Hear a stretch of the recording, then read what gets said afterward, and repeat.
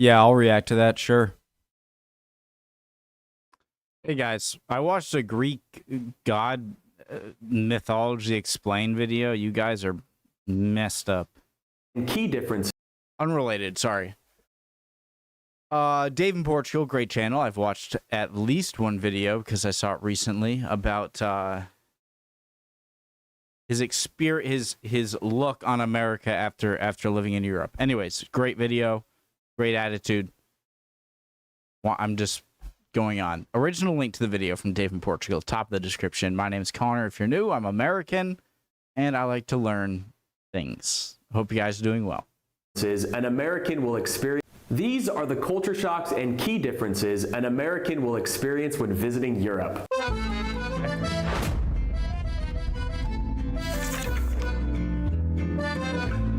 How could you compare a continent with over 40 countries that speaks over 200 languages to one country like the United States? But believe it or not, I believe that you can. And I'm going to attempt to prove that in this video. This is some guy named Dave in Portugal, and I've been living in Europe for the past 2 years. I've traveled to over 20 plus countries in Europe, from the Netherlands to... That is a beautiful building. Where did I see this building? Is this in... That looks like a Dutch or Luxembourg flag, but I think this is in like Budapest or something. I don't know. Last 2 years, I've traveled to over 20 plus countries in Europe, from the Netherlands to Bulgaria. And I post videos about everyday life in Europe on this channel every week, so make sure to hit the subscribe button if you would like to come along for the journey. If you are planning a trip to Europe, this video will be a perfect introduction on what differences you can expect so you can plan your trip accordingly.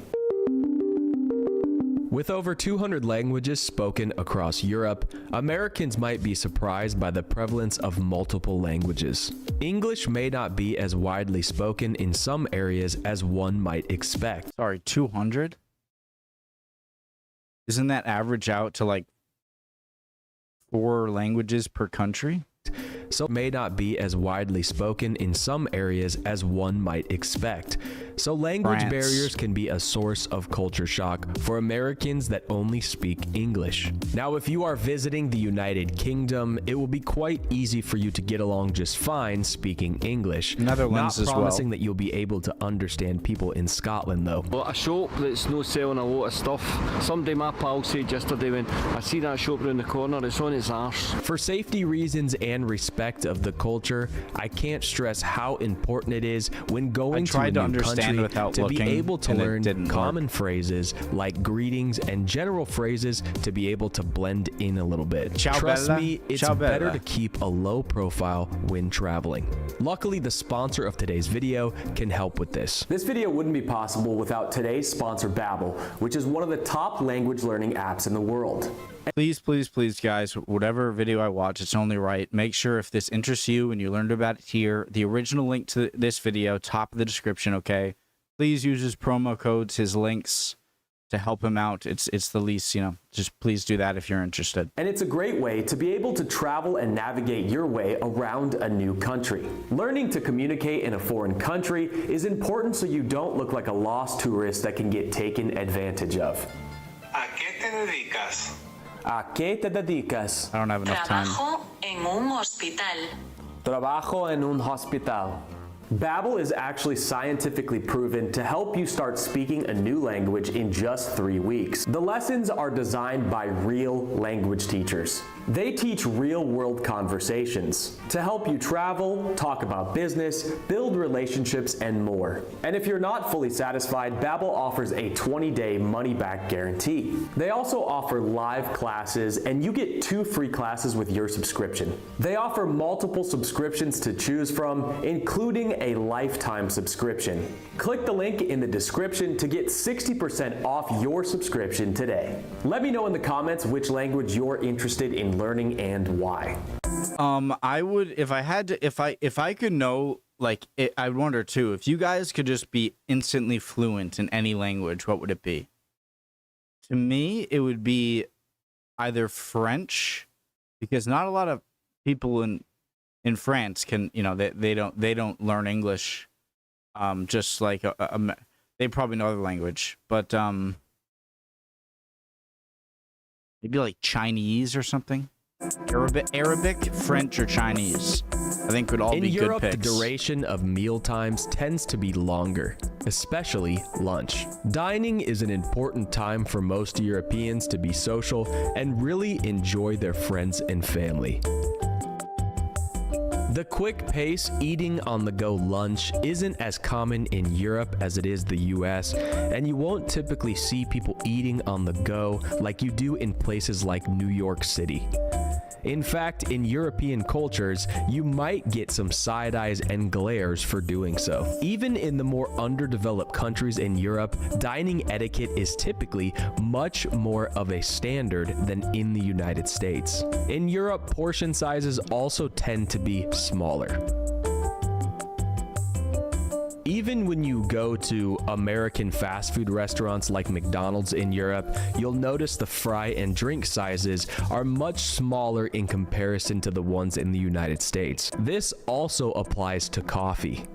Unless you are visiting a Starbucks in Europe, which I don't know why you would, you will likely have a hard time finding large coffees like you do in the United States. Although Europeans do drink a lot of coffee, it is usually in smaller caffeinated increments. Oh my god, I think it's better. I swear, the coffee I'd gotten in Europe, it's like, this is it? This is all I'm getting? Whoa! Like, it might not be as big, but it is as least, if not more, powerful. So, don't have to worry on the caffeine end. And as far as eating goes, guys, I love a good meal. Don't get me wrong. I love to eat sometimes. But most of the time, eating is like an inconvenience for me. Like, if I never had to eat, like, somehow I would just be, like, filled with nutrition. Like, I would do it. I would love that. I'm usually eating just because I have to.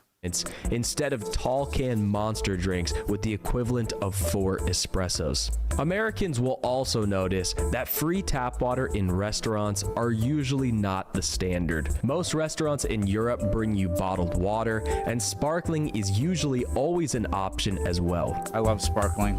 But when it comes to water, one thing Americans will have come as a shock is that a lot of water fountains in Europe are potable and sometimes contain artisanal well water with natural minerals that just taste amazing. Always make sure to look for a sign, as it will be clearly marked if the water is not for drinking.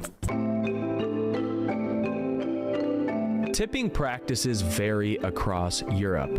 In some countries, service charges are included in the bill, while in others, tipping is less common or at a lower percentage than the standard 15 to 25% in the United States. In many European countries, the relationship between the tip and the quality of service is less direct. Tips are often seen as a bonus for good service rather than a reflection of it. Therefore, tipping is generally less transactional and more based on social norms. Now, some people, like in England, like, it seemed to get like offended by it until they realized we were American, and then they're like, oh. But I found that strange. It's almost like, what do you think? I need this or something like that? But yeah, tipping can be this is a very controversial and circumstantial topic. I think that many places in Europe expect Americans to tip, and it has become a standard. Now, I've met locals in different European countries that despise this because they don't want tipping this much to become the norm. But I've never met anybody that doesn't enjoy receiving a tip for a job well done, myself included, as I used to be a bartender and my life depended on it. So in Europe, that's the thing too. That's the one person who got kind of, I don't want to act like he was like a jerk for it. It was just like he gave us some drinks from a bar, and like I think it was my dad who gave him, and he's like, no, you don't do this. And then we asked some 2 nice young gentlemen around, like, do we tip? And they're like, no, you don't have to. So it's like, as soon as they realize you're American, it seems like it's like, oh, Okay, I get it. Yeah, you don't have to tip. And I receive good service, I tip. As simple as that. But in Europe, when paying, you're usually not going to get a screen with a tipping option. So you would need to tip in cash or tell them that you'd like to increase the amount before paying with a card. Public transportation is highly developed in Europe, with extensive and efficient networks of trains, trams, buses, and subways in most major cities. High-speed rail systems like the TGV in France and the ICE in Germany connect cities and countries, making it easy to travel between them. Versus the United States, where public transportation varies widely by city and many areas rely heavily on personal automobiles. While major cities like New York, Chicago, and Washington, D.C. have robust subway and bus systems, smaller cities and rural areas may have limited public transportation options. In Europe, many European cities, car ownership is less common, and people often rely on public... Question, guys. Is there any like deadly incidents with these things? They seem like I mean, I'd imagine not, but they seem like something that's just like, oh God. Are there any deaths from these things? Trolleys, what you call? Public transportation, cycling, and walking. High fuel prices, congestion charges, and parking restrictions in city centers discourage car use. Versus the United States, where car ownership is widespread and personal vehicles are a primary mode of transportation. The country's vast size, suburban development, and limited public transportation options have contributed to this reliance on cars. I wonder, like, if it's the chicken or the egg, you know that, do you have that phrase too? Like, what came first, the chicken or the egg? And I'm wondering if companies in the beginning of big car transit in America, like, wanted to make it so that cars were the thing, and then it developed into this, or did people just prefer cars, and now it's reached a point where there's so much car infrastructure that it's hard to change it. So I'm wondering if like companies are meeting demand, or the demand or the infrastructure was already created, and so people just went to cars. I explained that bad. I hope that made sense. Public transportation options have contributed to this reliance on cars. This is the one thing you guys have really changed my mind and brought me on board, is I hate transportation infrastructure in America, and I hate city layouts in America. I used to sort of like argue a bit with you guys, but I'm on your side 100% now. European cities tend to be more compact and pedestrian friendly, with well-planned public spaces. Many cities have historic cores where cars are actually restricted, and there is an emphasis on mixed land use, making it easier for people to walk and cycle. Where in the United States, many American cities are designed around car use, with sprawling suburbs and wide roads. Europe has a well-developed, high-speed rail network that connects major cities and countries, making it a convenient and eco-friendly alternative to air travel for inner-city journeys. The U.S. has limited high-speed rail options and are often met with challenges due to the vast distances between cities and a lack of dedicated high-speed rail infrastructure. European transportation systems are often highly interconnected, with well-designed intermodal hubs that facilitate transfers between buses, trains, trams, and bicycles. Intermodal connectivity can be less seamless in the United States, with fewer integrated transport hubs, making it more challenged to switch between different modes of transportation. European countries often allocate significant government funding to public transportation, and there's a commitment to continuous investment in infrastructure and innovation. In the United States, funding for transportation infrastructure can be inconsistent, with many projects dependent on state and local budgets. This can lead to disparities in transportation quality between regions. That's the one. I'm big. I feel like I'm big sort of on like states' rights kind of stuff. When it comes to transportation, just somebody put a dictator in there for like 1 month and then just like make the transportation infrastructure happen, okay? Just do it. It's the fact America's so big and we have so many states that would like have to agree, and then the local people agree for like any project like this to go forward.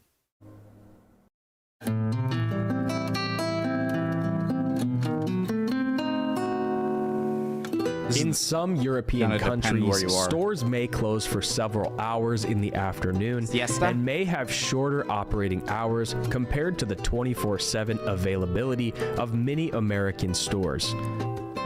That really depends on where you are. In New York City, other cities, absolutely. One of my favorite parts about New York City is you're hungry, you want to do, they're going to be open.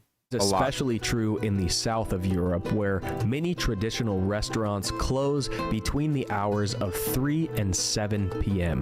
This also comes to a shock to Americans, where Europeans usually eat a late dinner around 8 p.m. or 9, versus the typical 6 p.m., 6:30 dinner that you see in the United States. So make sure that you do not leave yourself out of food at late hours in the night, as you may be out of luck.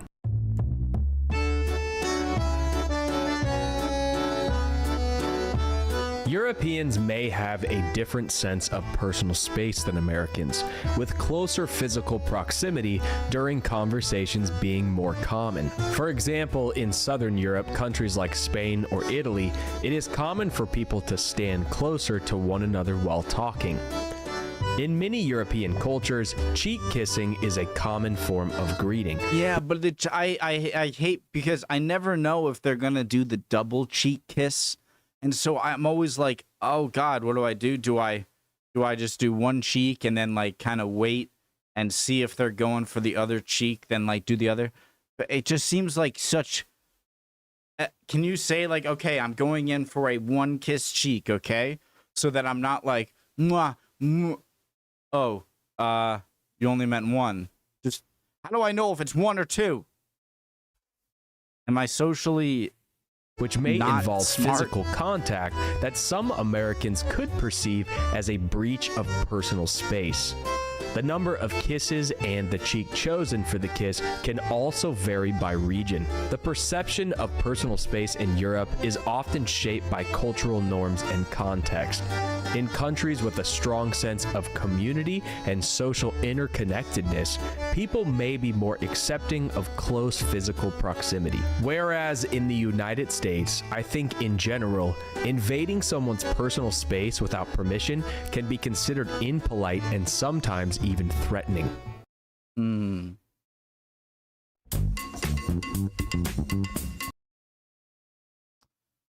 This one, I don't want to say I disagree. Do you think this changes in Europe? Like, the more north you go, the less?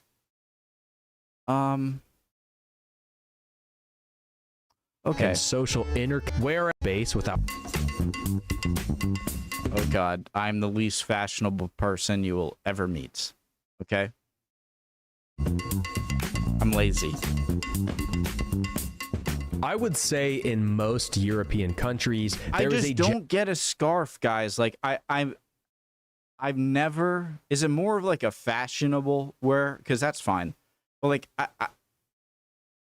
whenever I'm cold, I'm never like, oh, I wish I had a scarf right now. Am I weird? General preference for a slightly more formal and elegant dress code compared to the United States. This can mean that people tend to dress up a bit more for everyday activities such as going to work or dining out. Even going to the general store seems to be more of a formal event than it does in the United States. That's not me. You typically don't see people in sweatpants. That's me. And to be fair, I think I'm one of like the more don't care about how I look when I go out. I'm not saying it as a brag. I don't think it's a good thing. I'm just not, you know. That's a me outfit. Or their pajamas out in public like you would in the United States. Screw you guys. I get it. I know. Way better. The rich history of Europe is evident in its architecture, with many older buildings and historical landmarks. This can be striking to Americans from a relatively young country. Damn right. Walking on cobblestone streets in European cities can be a charming but disorienting experience for Americans, especially in contrast to the smooth, modern roadways in the United States. This is a giant agree. This is the biggest and most upsetting difference in my eyes. It is so true, and I hate it. The cobblestones are a tangible reminder of the long history of European cities. But be careful and make sure you wear good tennis shoes, because you can often slip on these cobblestones very easily. The concept of time in Europe can be different from the US. Americans may find themselves amazed by how history is not just a topic of study, but a living presence in daily life. Ancient ruins and medieval town centers coexist with modern developments. Americans may experience culture shock when they encounter places that played pivotal roles in world history. Standing in locations... You guys have stuff on the sides of your highways that would be a protected, super cool historical site in here. You guys have like a million that are just there, that are just, oh yeah, that's that. That's that. That should be in a museum. Frick. Where major events took place, such as battlefields or historical landmarks, can make history feel tangible. I've been living in Europe for over 2 years, and I still have to pinch myself that I live within miles of a castle from medieval times. Guys, please never take this for granted in Europe. It is so cool, and please don't take it for granted how special this is about where you guys are. Of a castle from medieval times. Multiple... Well, you got the euro now, right? One of the most obvious aspects of currency-related culture shock is the use of multiple currencies throughout Europe. Unlike the United States, which primarily uses the US dollar, European countries have their own distinct currencies. While the euro is a common currency used in many European Union countries, several European nations, such as the United Kingdom and Switzerland... What do they use in Switzerland? Have franc or something? This can be bewildering for Americans who are used to a single national currency. Constantly having to convert between the euro and other currencies can be mentally taxing. Americans may find themselves calculating prices in their heads to understand the value of items in US dollars, especially when dealing with other unfamiliar denominations. And high-value coins, such as 1 and 2 euro coins, are commonly used for everyday transactions. Americans may not be accustomed to using coins of such high value in their daily spending, meaning you could have a pocket full of coins that easily... That's like $40. Adds up to 15 euros. It's important to approach these differences with an open mind and a willingness to learn and adapt. Culture shock is a natural part of international travel, and in my opinion just adds to the richness of the experience. If you want to see more videos about living in Europe and Portugal, make sure to hit the like and subscribe button, because I'll be posting videos like this every single week on this channel. This is some guy named Dave in Portugal, and we'll see you next time.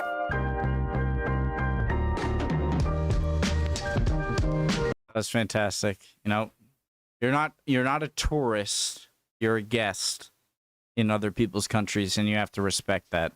I learned that firsthand in the Netherlands. I've told the story too many times. It's not that great. Yeah, that was awesome. Love these videos. Just obviously, I would love for you to go and subscribe, and hopefully you've seen Dave in Portugal's video here. Love y'all. Hope you guys are all doing well. Would appreciate any comments. Would love if you liked and subscribed. And hopefully I will see you guys next video. Bye, guys.